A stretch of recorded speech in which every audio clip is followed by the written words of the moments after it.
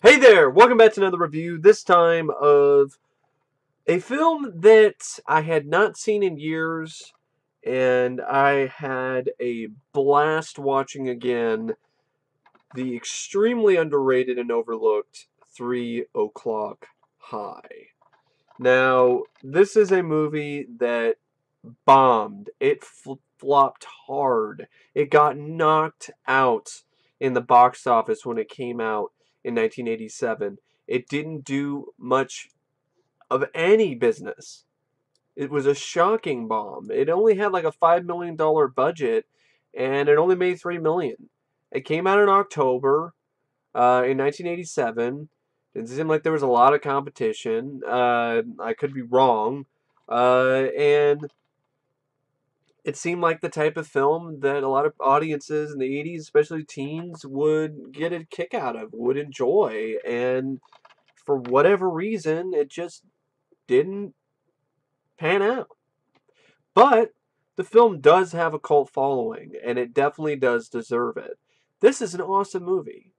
This is a classic. This is everything that Fist Fight wanted to be in its wildest dreams, but completely failed to be. And this is a film that I could conceivably watch over and over again because it's really entertaining, it's fast paced, and I love watching the film just for the direction alone by Phil Joanou.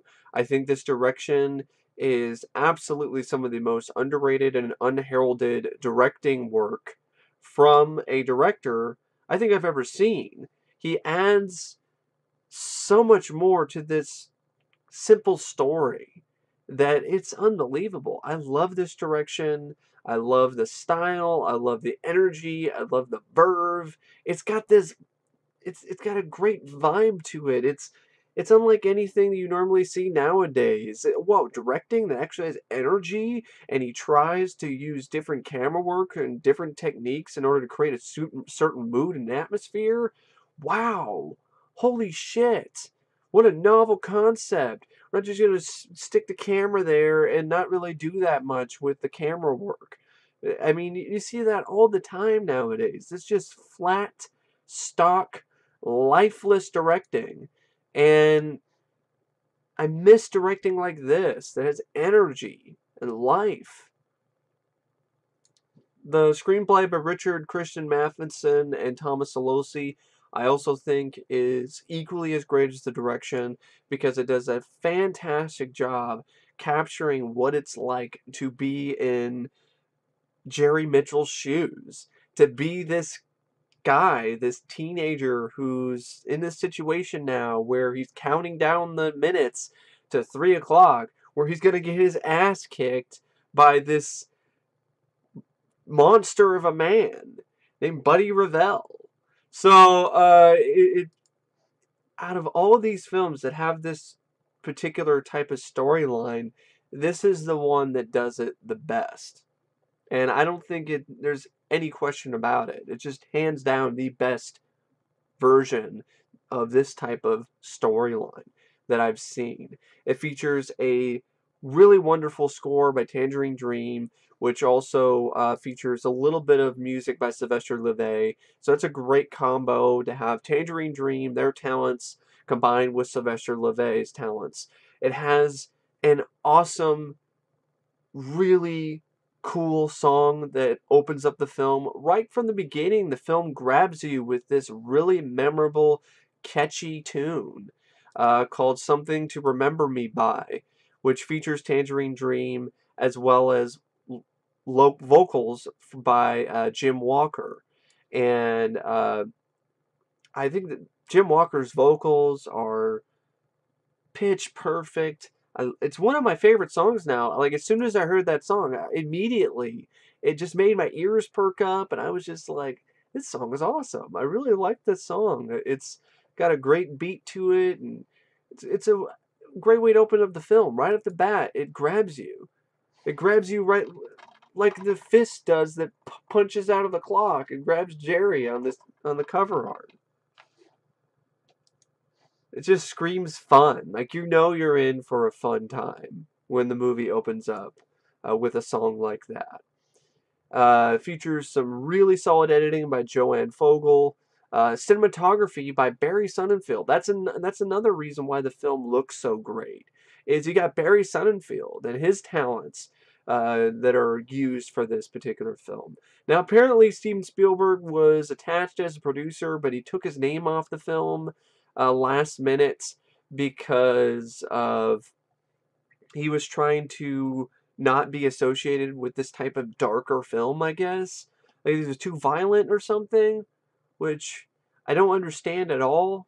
Maybe if his name was attached to it, then maybe it would have done better in the box office, because then people would see it and be like, "Oh, Steven Spielberg production, like Back to the Future, or some of these other movies." Well, if he's producing it, I mean, it must be a good movie. So, but no, he took his name off of it and it bombed.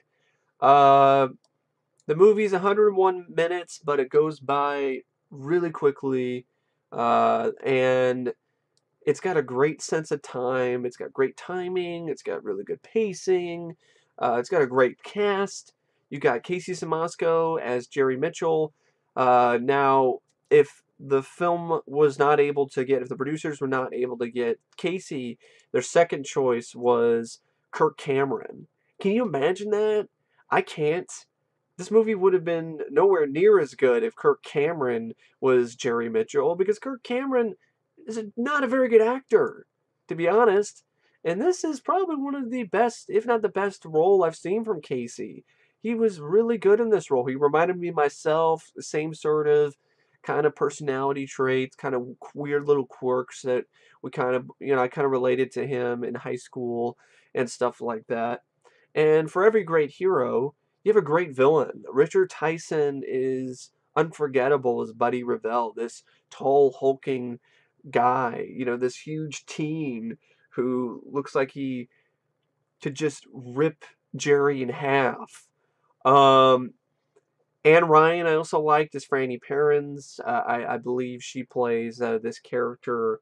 She's kind of like she's essentially the love interest, I believe, for Casey Siemaszko, and I like that she was this type of quirky girl who was into spirituality, and she was talking to Jerry. She's like, I think it's time for us to bond, Jerry.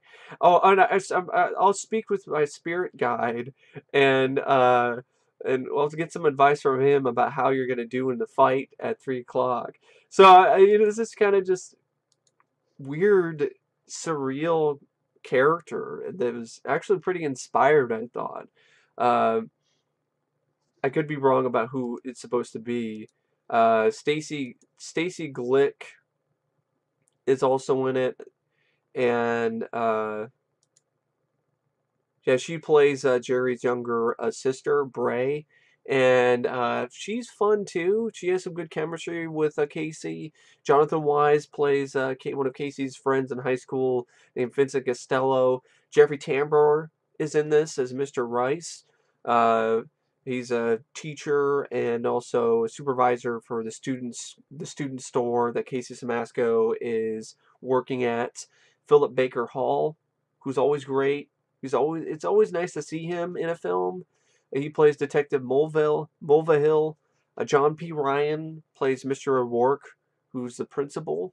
You even have a cameo by the shocker himself, Mitch Pileggi, as Duke, the school security guard. And apparently Paul Feig is also in this as the hall monitor.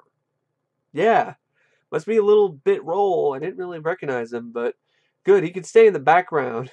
And Charles Macaulay, he plays Wojtek Dolinsky.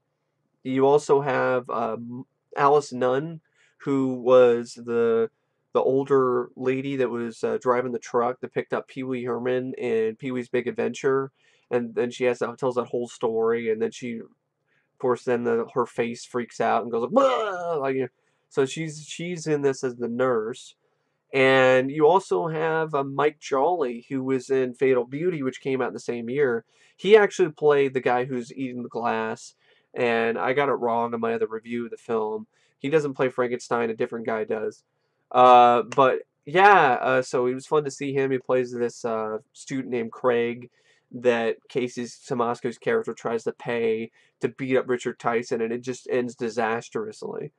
Uh, and you also have Yeardley Smith, who plays just a random cheerleader who's just talking, is contributing to the rumors that you kind of hear from these students when they're talking about Buddy, because he's getting transferred to this school.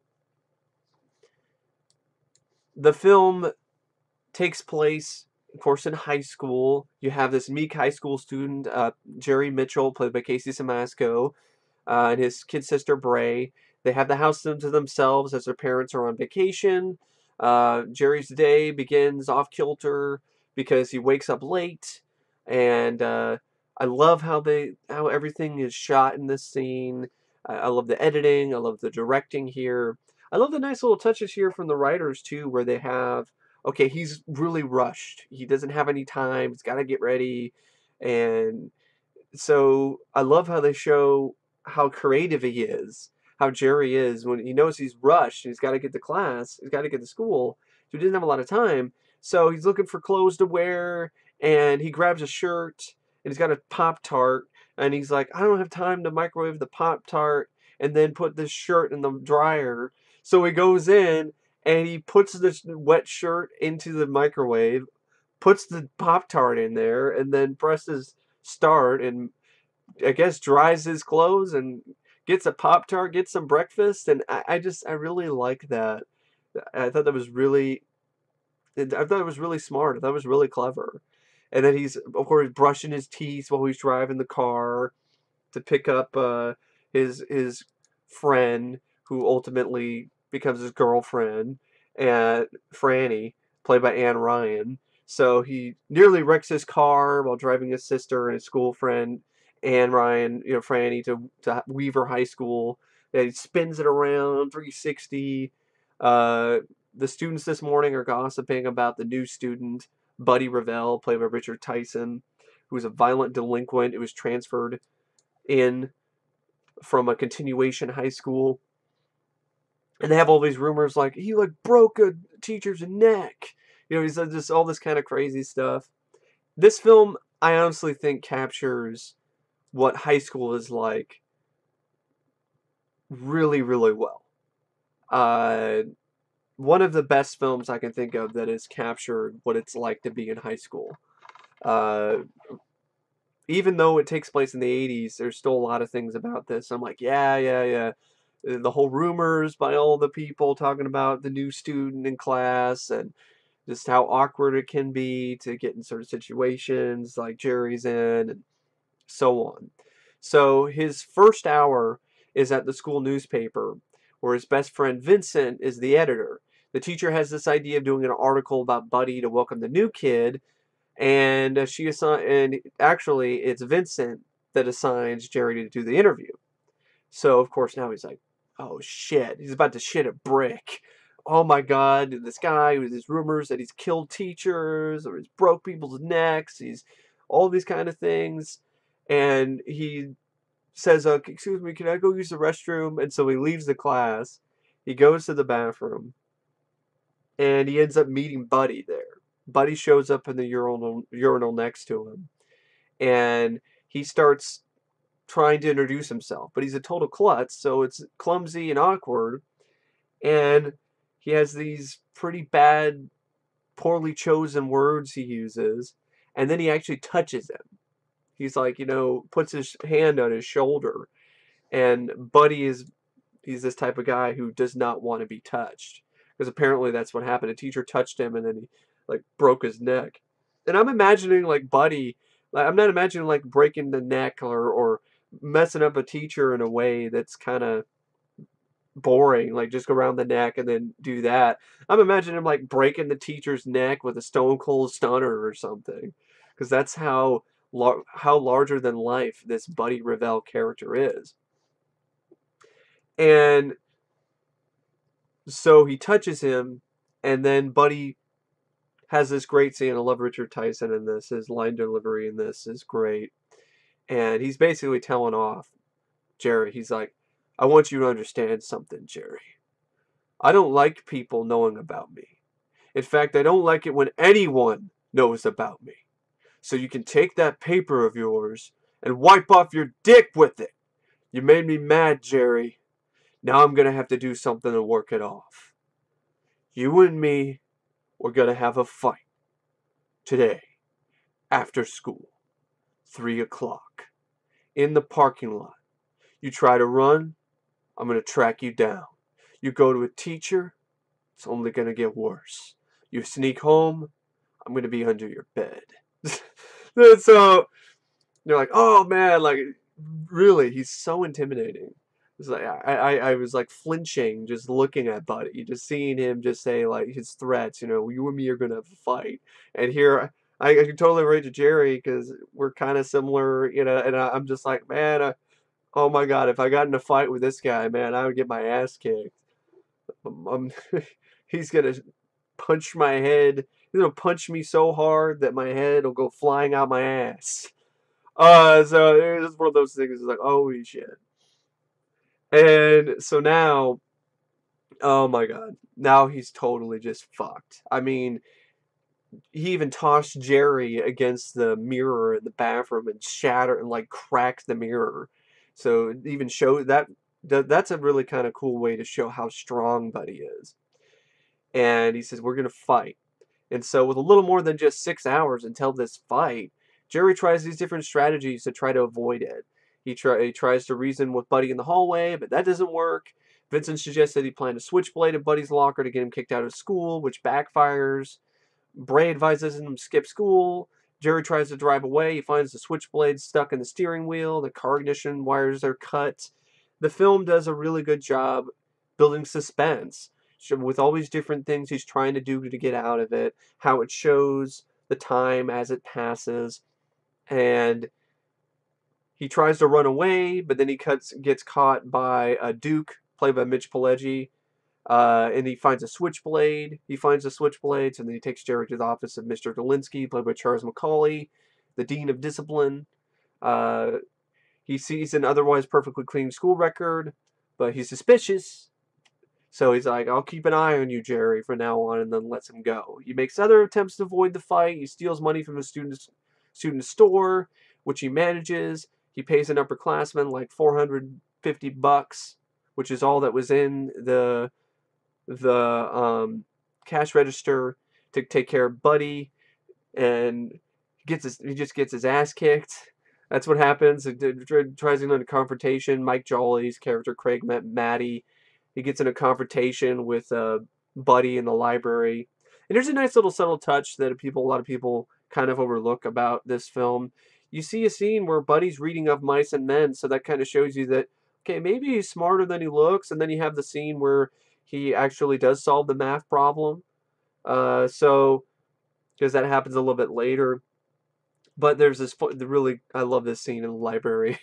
And, Mike Jolly's like, he's like pointing his finger at him, poking Buddy in the chest, and Buddy fucking breaks his finger and then cold cocks him so hard he goes flying back into these bookcases and they all fall down like dominoes. And of course, Jerry and his other friend are there, and they're just standing there with terrified looks on their faces because they were hiding behind the bookcases before, but now like they're out in the open, and Buddy's just glaring at him with this death stare. That's so terrifying. It's enough to make you shit your pants. So Buddy then he tries to get thrown into detention by flirting with his English teacher. And it's a weird scene, but I love Casey's performance here. It's so endearing. And it actually doesn't work because she actually does end up like enjoying it. She's like, that's the best book report I've ever heard. And the English teacher is played by I believe it's Caitlin O'Heaney. She was pretty hot actually, so kind of it took a lot of balls for Jerry to flirt with her and actually lock lips with her, but It's so weird, but at the same time, I like it. I love this weird stuff. I love this weird sort of surreal aspect of this movie. I love it ties into the direction. Apparently, Phil was inspired by After Hours. I could definitely see why. Totally can see that sort of influence. And I think the writer was also inspired by that film as well. And Phil was handpicked, I believe, might have been handpicked by Spielberg because he directed a couple episodes of Spielberg's Amazing Stories and did a good job with those. So, and so this is technically, I think it was technically his directorial debut because before this, he directed some TV. Yeah, he just did a short film and he directed some episodes of Amazing Stories. This is one hell of a directorial debut by Phil Joanou. Really is. He made one hell of an impression.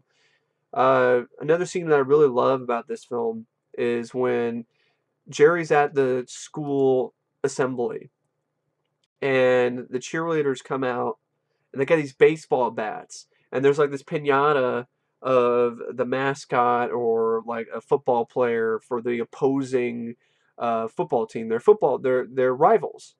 And I love the slow motion cinematography in this scene. And these girls are just, the cheerleaders are just beating the shit out of this pinata, basically, and knocking its limbs off. And it's cutting back to Jerry, and he's looking at this, and it just perfectly captured what it would be like to be in his shoes while you're watching this absurdity. This is already kind of terrifying as it is. This surreal, nightmarish image of these cheerleaders running out with bats and just beating the shit out of this pinata, and then you know that, oh my God, 3 o'clock. That's gonna be me. I'm gonna be the one that's gonna get my ass kicked. I'm gonna have my limbs beaten off, and then they knock the head off the thing, and it lands right next to him, and he looks at it with this terrified look on his face. He's like, "Holy shit!" Ah! And that's when he tries to get out of school. He tries to run away and gets caught by Mitch Pileggi. And that's what I'm talking about. These little touches that Phil has and Barry Sonnenfeld does with the cinematography, shooting certain scenes from a different angle. You know, maybe we'll shoot a scene with like the Dean of Discipline from like a different angle. So maybe we'll tilt the camera a bit, have it down lower, and tilt it up a bit, or use slow-mo in a way that actually does add to the film and creates a really unique atmosphere that doesn't seem to be distracting or they're trying too hard with it. Um, there's a fun scene where he goes to this biology class and he's watching this insect documentary and it shows this scorpion. The whole footage is just this scorpion going around and attacking and eating this little cricket. And of course, that's a nice allegory for Jerry. He's the cricket, and Buddy's a scorpion. And there was actually they used a bit of the score from Jaws, which is really cool. Um, so Jerry's trying to do all this stuff to get out of it, and none of this is working.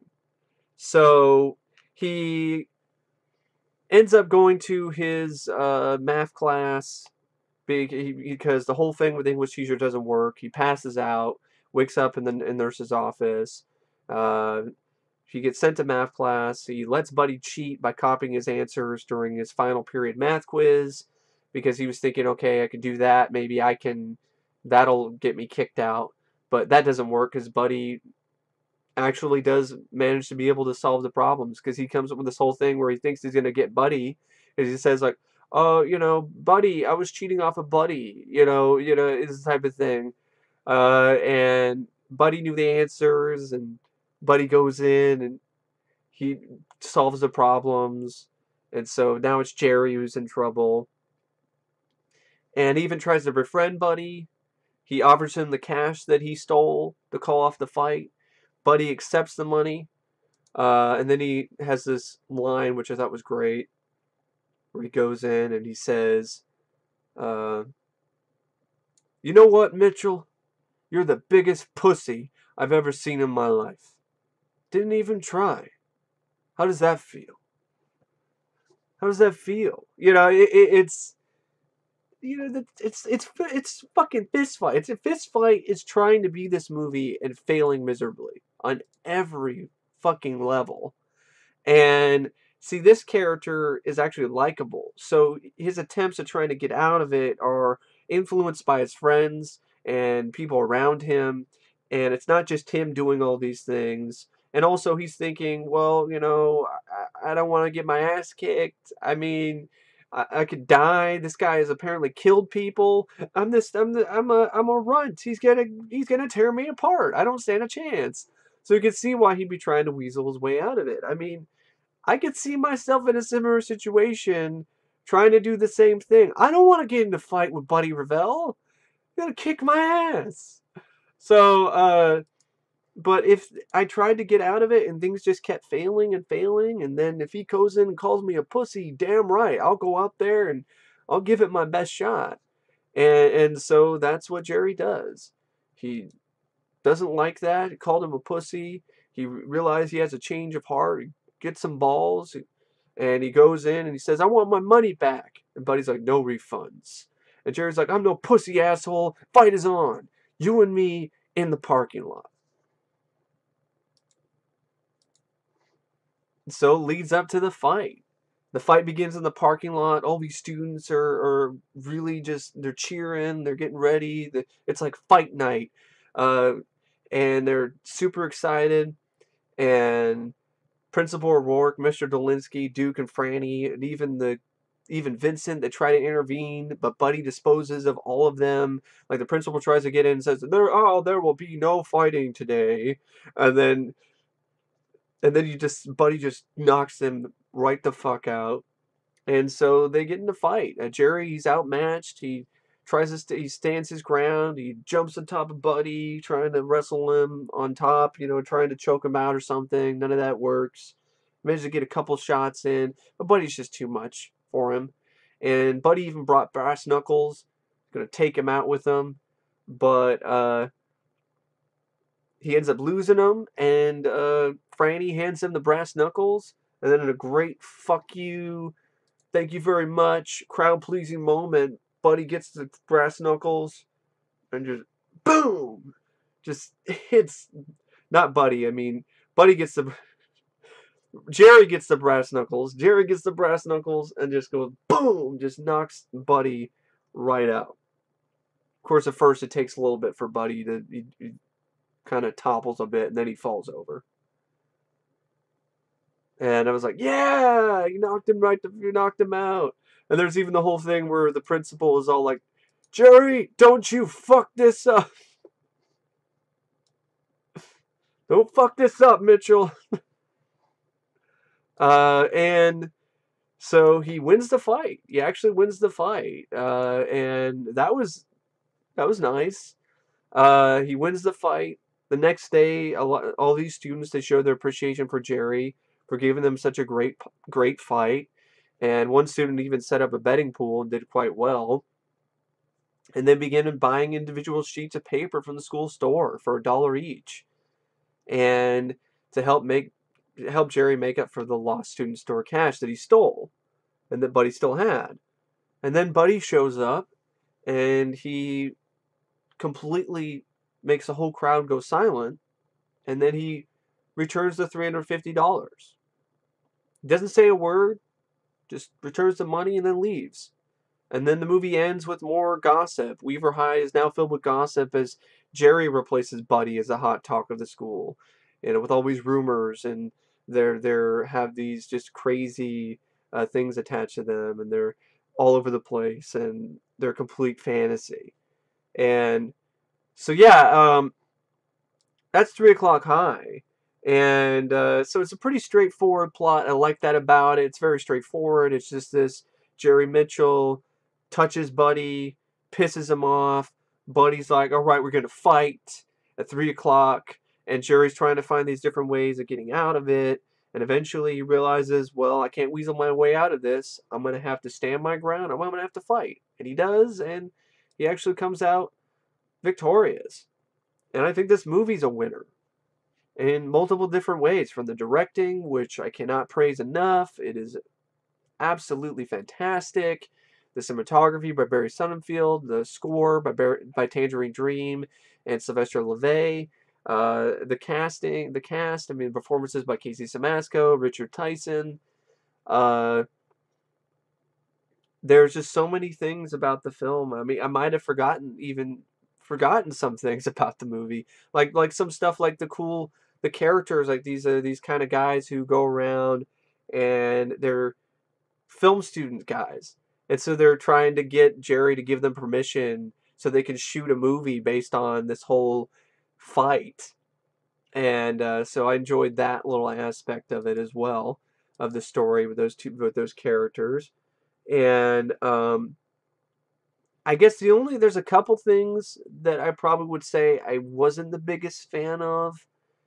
I would say, or I think could have been better.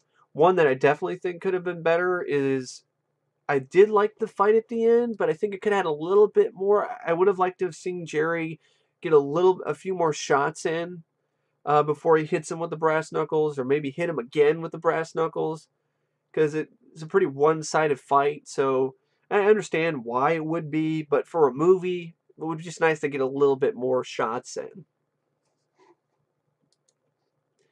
And also, the girl, I think it might be Karen, the character Karen Clark, probably Liza Moore. I think it might be who it is. Could be wrong though. There's this girl that he has a crush on, who's like this really popular girl. I think that's who it is, and she's a terrible actress. Terrible, extremely wooden acting. She's all like, "I got a party after school, Jerry. Party, you want to come?" Yeah, it's just very, very, very bad acting, to be honest. Um, doesn't hurt the film that much. It's just something that I did notice. Uh, but yeah, other than that little stuff, I mean, I love this movie. I had a blast with this film. I thought it was an excellent movie. Uh, I wish this had a special edition with like a commentary with the director, interviews with Casey Siemaszko and Richard Tyson. Um, and it'd be nice to have this on Blu-ray. I don't even know if this has a Blu-ray release. If it doesn't, it definitely does deserve one with features, because I think it's a classic. It's a great movie. It was a really fun film to watch, and yeah, I don't know what else to say about 3 O'Clock High, except if I was to rate out of 5 stars, I really did. The little things that I had problems with are not enough to really affect my overall viewpoint or view of the film. So I gotta give it my highest marks. I gotta give it 5 out of 5 stars, because those little things don't affect my enjoyment of the film at all. They're just a couple little nitpicks. Other than that, I like everything else about this movie. So yeah, if you haven't seen this film, definitely check it out. I mean, even my description on the plot and all of that, just seeing the film, describing it is one thing, but actually seeing it in action, seeing the direction, seeing the acting, seeing how everything plays out on screen is a totally different thing. It's a totally different experience. I can describe this film and this plot all I want to, but it's nowhere near the same as actually sitting down and watching it. So check it out. I highly recommend it. So anyway, thanks for watching my review of 3 O'Clock High. And as always, I will see you guys later. See ya.